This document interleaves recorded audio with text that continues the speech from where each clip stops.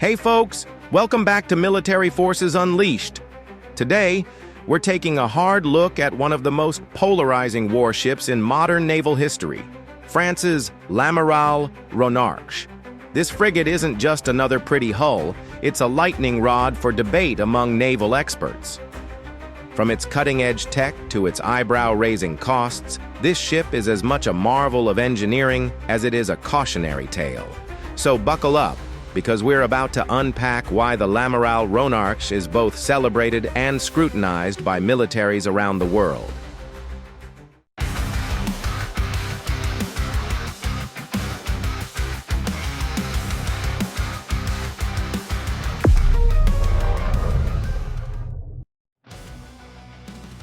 Here's the thing.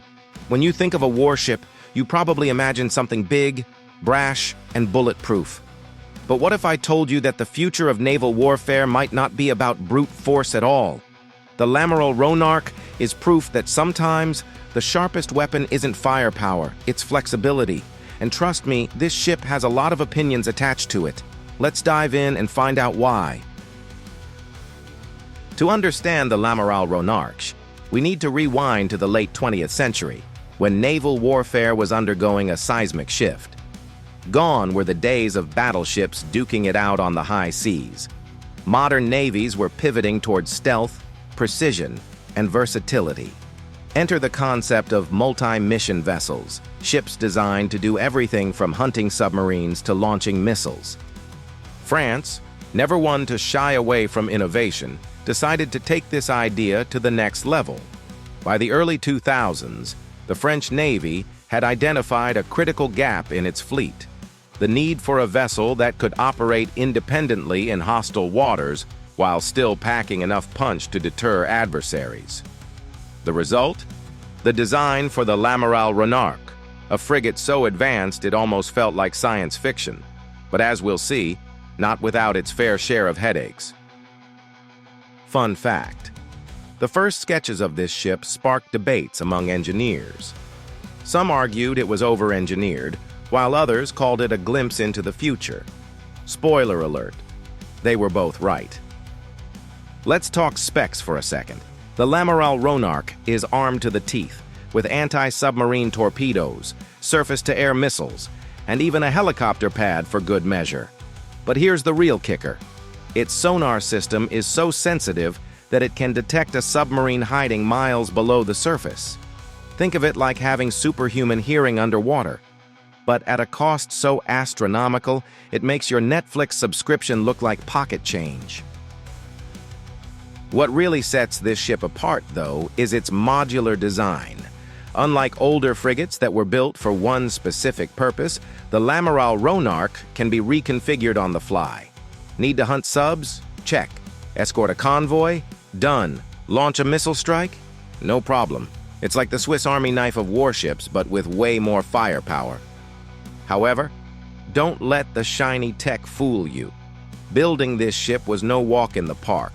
Engineers faced delays, budget overruns, and technical glitches that would make even the most patient admirals pull their hair out.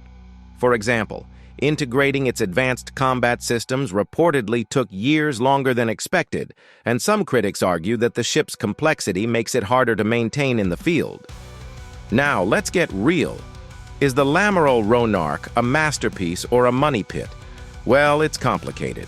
On one hand, this frigate is undeniably impressive. Its ability to operate independently in contested waters gives the French Navy a serious edge. Plus, its multi-mission capabilities mean fewer ships are needed to cover the same ground, which sounds great in theory.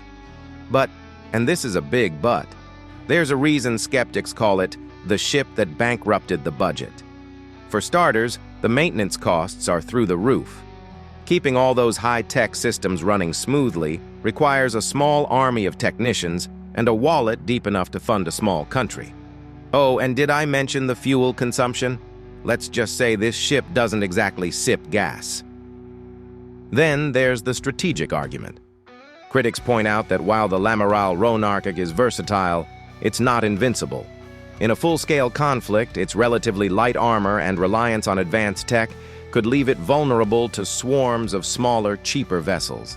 As one naval analyst put it, it's a Ferrari in a demolition derby. Sure, it's fast and flashy, but can it survive a direct hit? At the end of the day, the L'Amiral Ronarc'h is a paradox.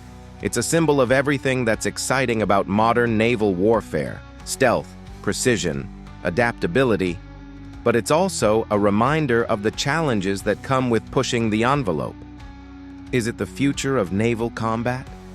Maybe, but it's also a cautionary tale about the dangers of over-engineering and underestimating costs. So, what do you think? Is the L'Amiral Ronarc'h worth the hype? Or is it just another overpriced experiment? Drop your thoughts in the comments. I'd love to hear your take. And if you enjoyed this deep dive into naval tech, don't forget to smash that like button, subscribe, and share this video with your fellow military buffs. Trust me, they'll thank you later. Thanks for watching, folks. Your support keeps this channel sailing strong, pun absolutely intended. If you want more content like this, hit that notification bell so you never miss an episode. Until next time, stay sharp and keep exploring the high-stakes world of military innovation.